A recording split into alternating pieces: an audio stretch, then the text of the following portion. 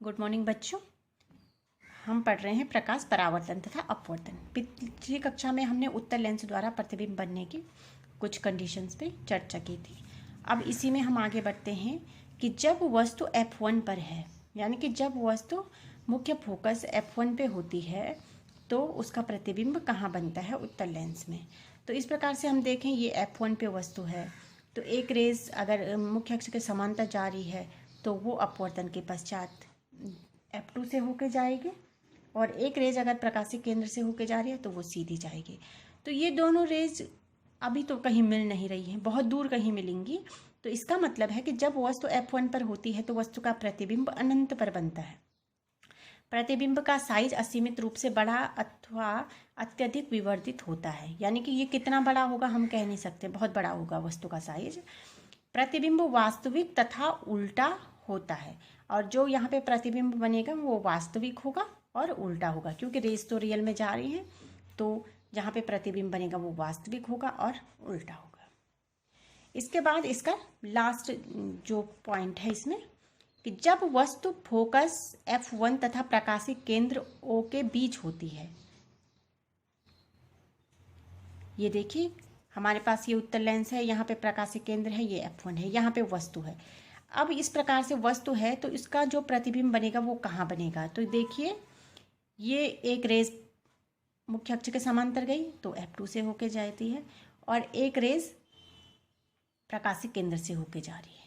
तो इसमें जो प्रतिबिंब है उस प्रतिबिंब के लिए हम क्या करेंगे, क्योंकि आगे ये रेज जा रही हैं तो इसके लिए हम इसे पीछे की तरफ, जो हमारे पास जो ये रेखाएं हैं इनको हम कल्पना पीछे की तरफ बढ़ाने की करते हैं, और पीछे की तरफ जब हम इनकी कल्पना करते हैं बढ़ाने की तो हमें एक प्रतिबिंब मिलता है इस प्रकार से। तो जो ये प्रतिबिंब मिलता है, ये प्रतिबिंब जो है वो कहाँ है? लेंस के उसी ओर बनता है जहाँ वस्तु रखी गई है। पहली बात तो ये है। दूसरी बात ये है कि जो ये प्रतिबिंब बनता है ये सीधा बनता है, और तीसरी बात ये है कि जो ये प्रतिबिंब है वो वस्तु से बड़ा बनता है। तो इस कंडीशन में तीन चीज़ें हमें याद रखनी है कि प्रतिबिंब बिंब की ओर ही बनता है, यानी कि लेंस के जिस ओर बिंब रखा होता है उसी ओर प्रतिबिंब बनता है। दूसरी कंडीशन है कि प्रतिबिंब सीधा बनता है, और तीसरा है कि ये आभासी बनता है। तो देखिए इसमें हम कैसे लिखेंगे। जब वस्तु फोकस F1 तथा प्रकाशिक केंद्र O के बीच होती है तो वस्तु का प्रतिबिंब जिस और वस्तु बिंब है लेंस के उसी ओर बनता है। प्रतिबिंब का साइज वस्तु के साइज से बड़ा होता है और प्रतिबिंब आभासी तथा सीधा बनता है। तो इस प्रकार से हमारे पास 6 कंडीशन उत्तल लेंस में प्रतिबिंब बनने की हैं। और इसके बाद है अवतल लेंस में प्रतिबिंब बनना। अवतल लेंस में प्रतिबिंब बनना है तो देखिए जब इसमें सिर्फ 2 कंडीशन है। देखिए हमने जब दर्पण पढ़ा था तो दर्पण में क्या था? अवतल दर्पण में प्रतिबिंब बनना 6 प्रकार से था और उत्तल दर्पण में 2 प्रकार से था। लेंस में ठीक उसके अपोजिट है। उत्तल लेंस में प्रतिबिंब 6 प्रकार से बन रहा है और अवतल लेंस में प्रतिबिंब 2 प्रकार से बनता है।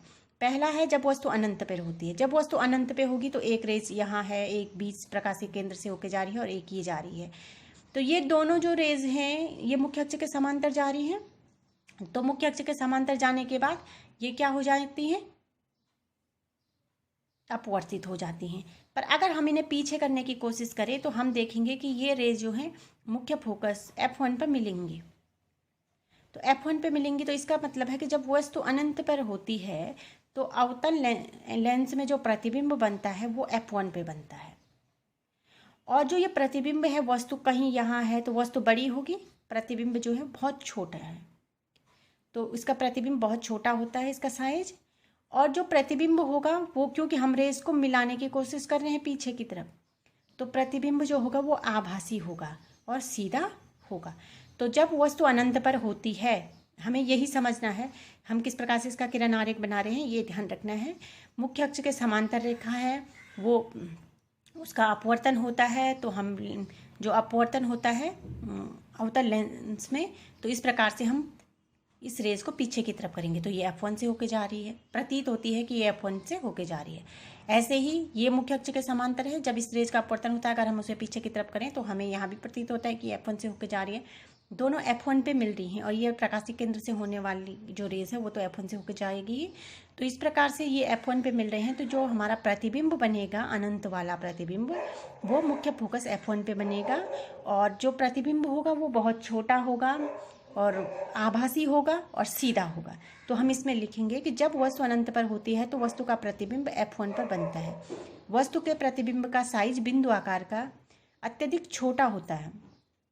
प्रतिबिंब आभासी तथा सीधा होता है, यानी बिंदु आकार या अत्यधिक छोटा, जो भी आप लिखना चाहें, एक पॉइंट आप लिख दीजिए।